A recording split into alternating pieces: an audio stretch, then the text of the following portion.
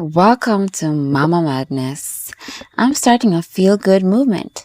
I'm here to remind you that you are never alone, no matter how it seems or how it feels. We have each other. Hi, guys. So, today I want to talk about the topic that I am super interested in. I love it. I love talking about it. I love talking about emotions. I love emotions. I love anything to do with feelings. I'm fascinated by the way people feel and just the way we all emote. So, what are our emotions anyway? Well, first of all, the word emotions define itself. It's energy in motion. And I find that so fascinating. Where's the energy going? Where is it coming from? Okay, before I dive in on emotions, because I'm going to get super excited.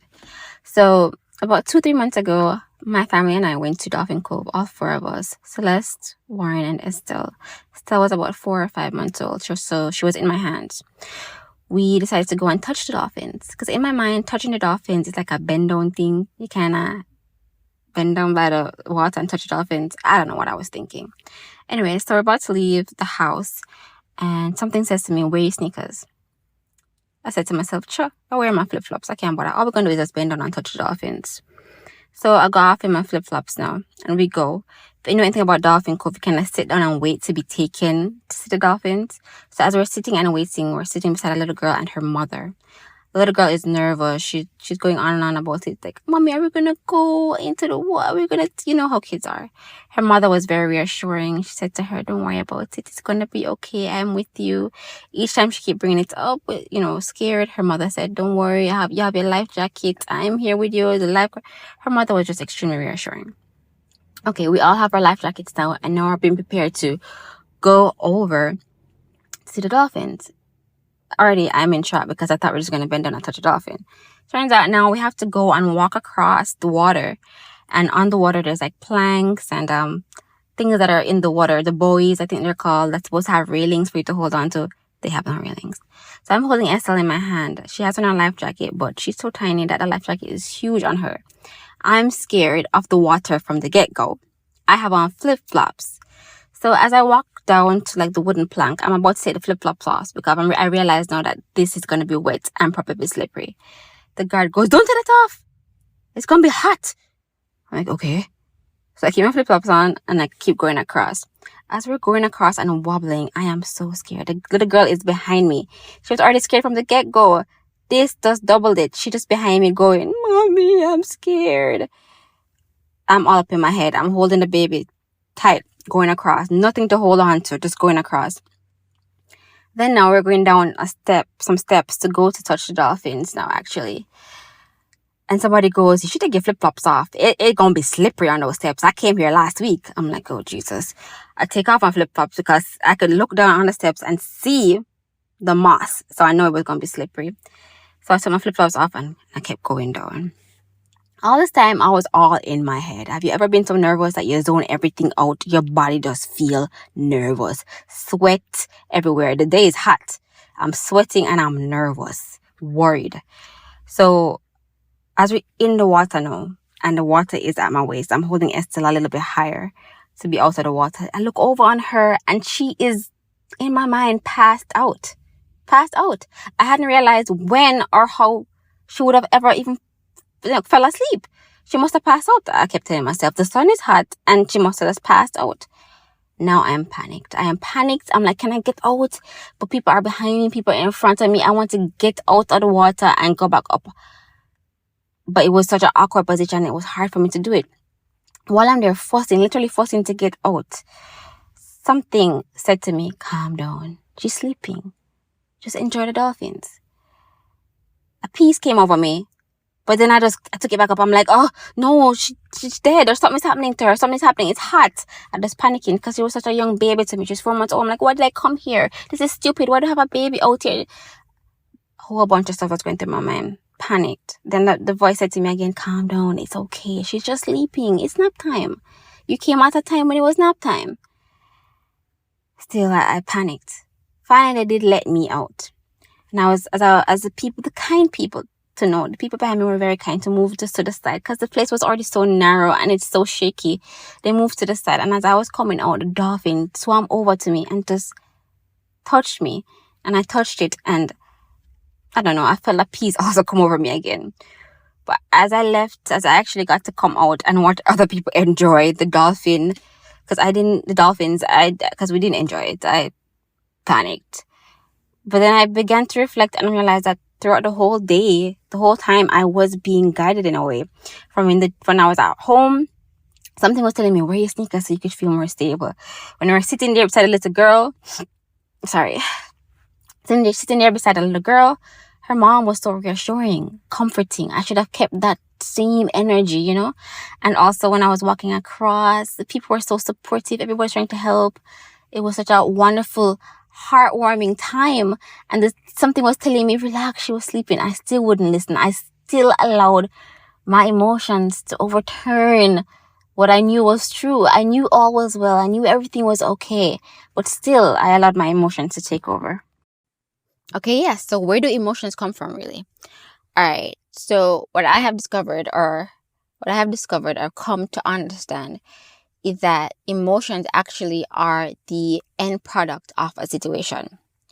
What I mean by this is when a situation presents itself to you, because let's be real, life presents situations to you. You have no control of anything that's happening. Life is an up and down roller coaster. You could go to bed feeling awesome, and tomorrow you get a text or a message and your whole life completely change. So life presents situations to you. And when it does present itself to you, you have a thought about it, right? Because the situation itself is pretty neutral, because I could look at the situation one way and feel good about it, and you look on it and feel badly about it. So the situation itself is neutral, but our feeling or our thoughts towards it, that's where the polarity comes in. So when you have a thought about something, if it's positive or negative, then the emotion that you feel will equate those thoughts.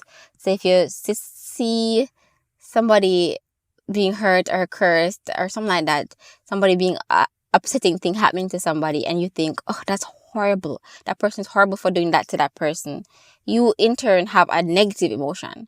But if you see like a butterfly or the sunset and you're like, oh wow, that's a beautiful thing, you feel the emotion of love and ease and peace.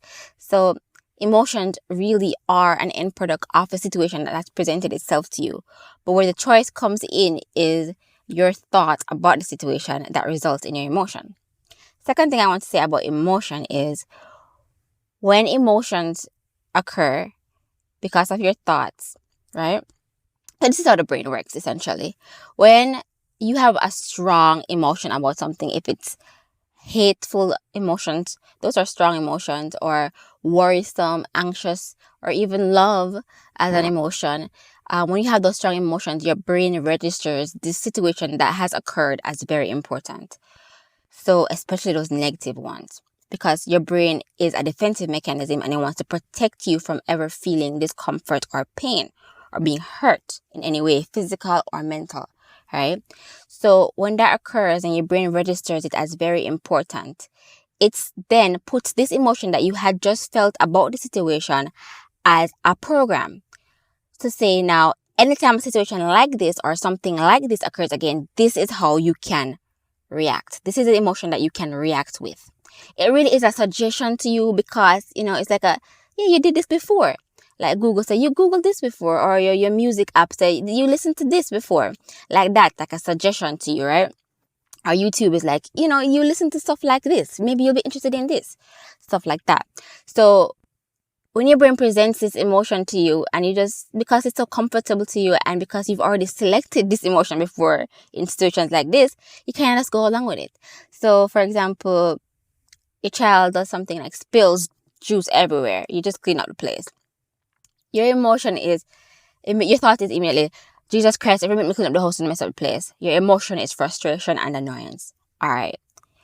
If the child does it again in the next day, immediately it's frustration you feel. Sometimes as soon as you see them holding the drinks in their hand, you feel frustrated already, because you know they're not going to spill it. So it's like you already figuring out what your emotion is going to be before the event even happen. You even know how you're going to react already.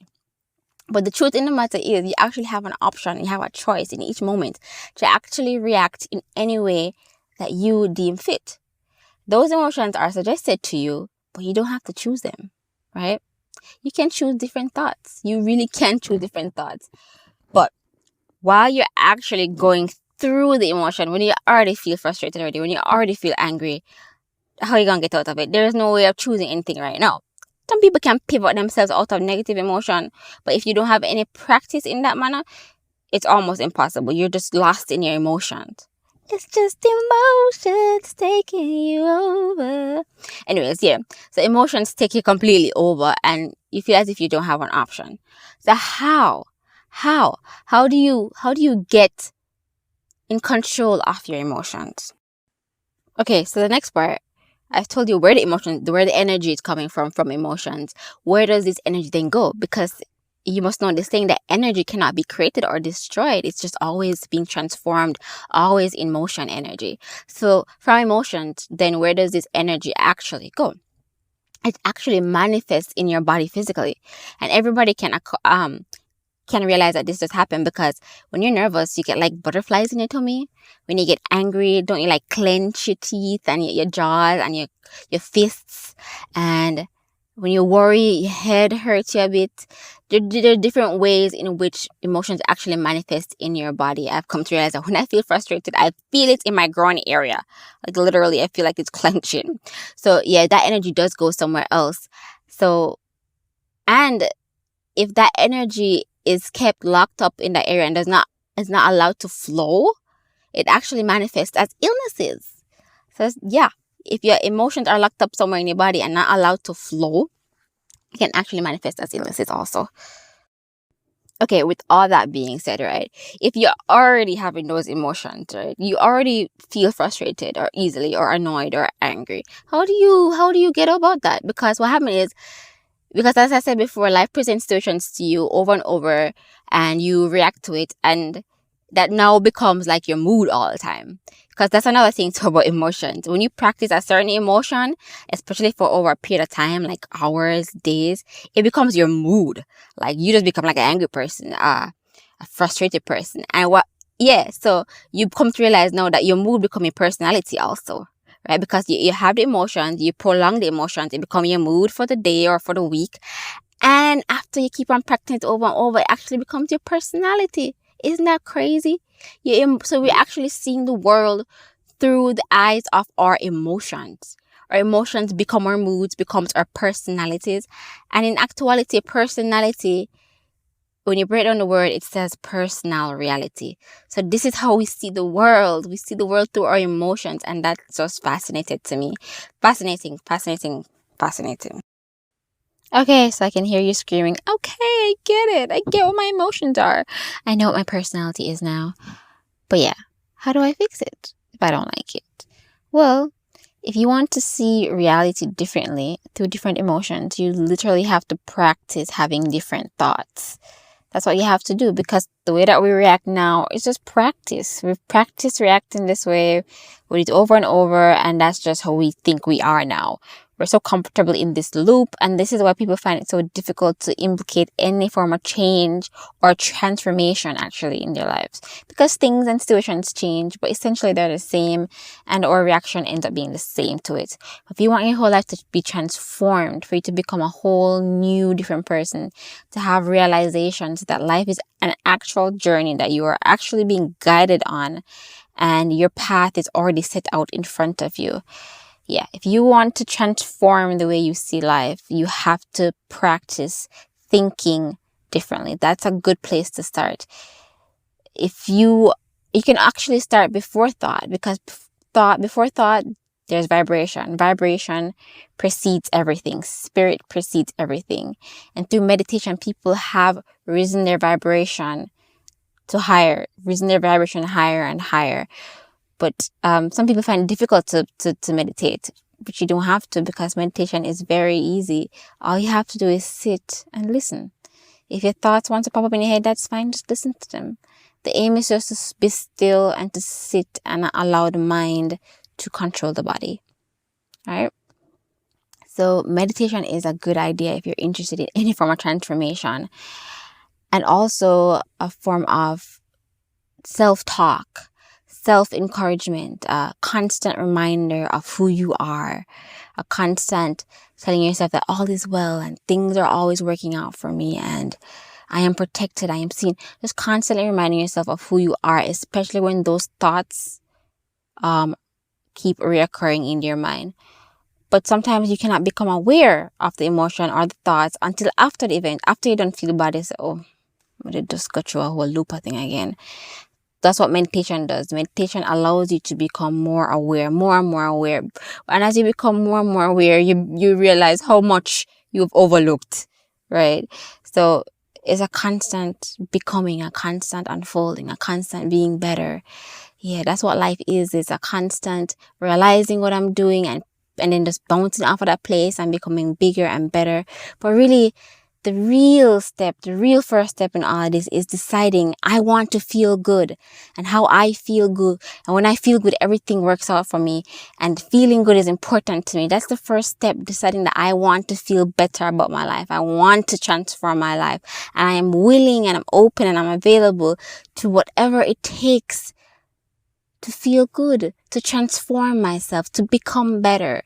And if you really say that out loud and genuinely mean it, I know that God, the universe, will definitely help and direct you. But meditation and gratitude and encouraging self-talk is really good. So this week, try one of those things. If you're going to try just one, try meditating early in the mornings, because what happens is you set the mood for your day. Just like how emotions create moods. If you can begin your morning with positive thoughts, or quiet, no thought at all, which is meditation, no thought at all, or positive, encouraging thoughts, it's very likely that your day will unfold beautifully. Even if the situations that come back around to you are not per se positive, but the way that you react to them will be definitely different. And if you get to react to a situation differently than you reacted to it yesterday, I think that's a gold star on your name, because each day you're going to keep becoming better, keep realizing more and more, and keep trying and keep becoming. That's what it's about. You have to be on the journey, and it's an everyday thing. And as soon as you realize it, that's the time to work on it. It's all mental work.